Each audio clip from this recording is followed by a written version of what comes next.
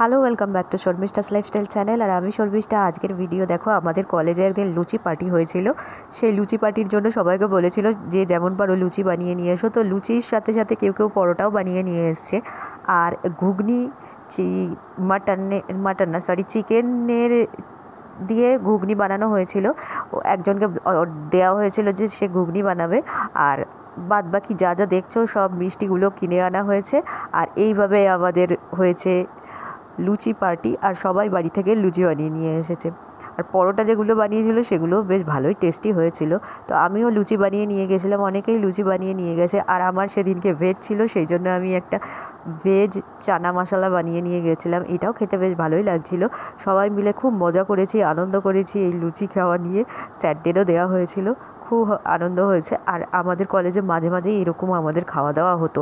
তবে এখন আর সেই কলেজের ব্যাপারটা নেই, তবে এই খাওয়া দাওয়াটা খুব মিস করি।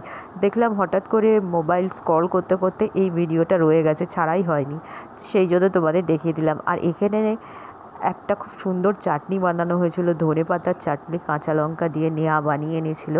এত টেস্টি ছিল কি বলবো তোমাদের। আমি ওই ধনেপাতার চাটনি আর চানা মশলা যেটা বানিয়ে নিয়ে গেছিলাম নিরামিষ, সেটাই খেয়েছি। আর এরা বেশ চিকেন ফেকেন দিয়ে বানানো ঘুগনিটা খেয়েছে। তো এই করে আমরা খুব এনজয় করেছি। ভিডিওটা কেমন লাগলো কমেন্ট বক্সে লিখে জানিও। আজকে এই পর্যন্তই, টাটা।